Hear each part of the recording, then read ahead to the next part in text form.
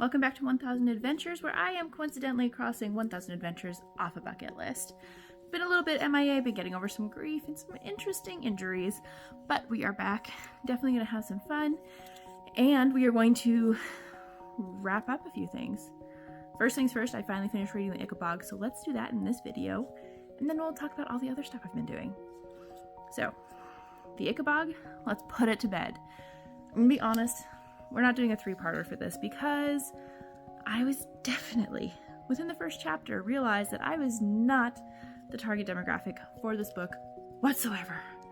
I was expecting a children's book in the case of Harry Potter, where it's timeless, where adults like me are still Potterheads and can still love these books when we delve back in. Not the case with the Ickabog.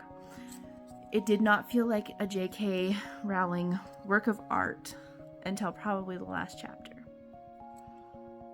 Well, maybe the last few chapters. But it was an interesting story. I will say I probably would have enjoyed it better had I been reading it with my kids. So if you have a child and you're interested in the Ickabog, pull it out, read it together. It's a great bonding opportunity.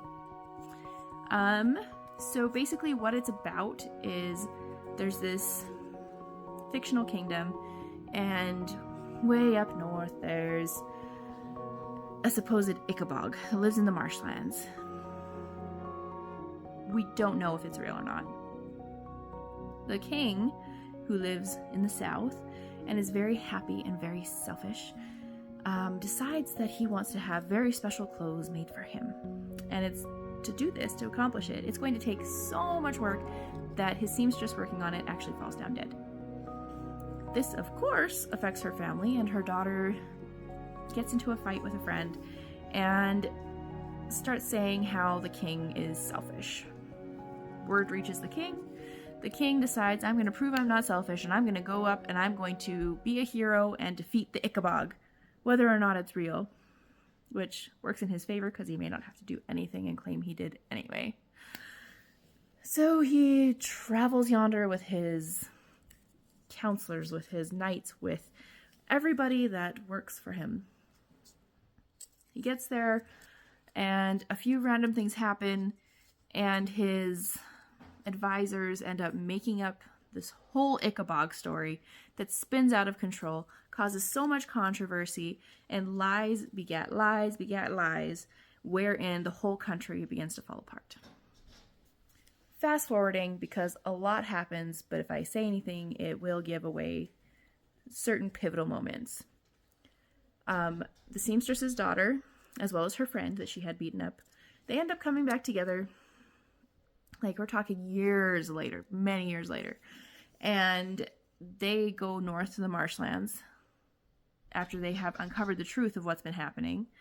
And they actually end up finding a real Ickabog, which that was definitely interesting, to say the least. That was when it really picked up, but we were also very near the end. They end up taking the Ickabog back, showing everybody that Ickabog means no harm at all, and essentially save the day. The advisors, they get held to justice, and the king ends up losing his status. They form a political government, and the king ends up taking care of one of the Ickabog's babies. Yeah. So like I say, the way my very last chapter for the way it was written was definitely the very final chapter. And then there were interesting pieces scattered throughout. Definitely worth a read, especially if you're reading with a child. In terms of getting in depth enough and making you fall in love with the characters. There wasn't really a ton to root for. It just felt like something you were kind of witnessing. So that's kind of my two takes. And with that, we're going to put the Ickabog to bed. And here we go. Adventures enjoyed. The Ickabog can join in. And let us draw for the next one. Okay. Let's see, what do we have? Okay, here we go. We have this book in the Aragon series, but there is a rule that you didn't know about. If I draw a book from a series and I have not read the previous books, I must start at book number 1. So let us dig in and find Eragon. There we go. I've never read it before. I know. I'm so far behind. I've heard great things. Thankfully, I have the whole collection.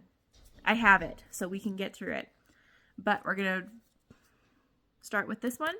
We'll finish it and we'll draw for a different book and see. And we'll just work that way until we get through the whole series. So that's it for me for right now. We will catch up on the rest later. But don't forget to like, follow, subscribe, and come check out and see what I think of Eragon. I've heard amazing things. So fingers crossed that this is one of the ones that I fall in love with.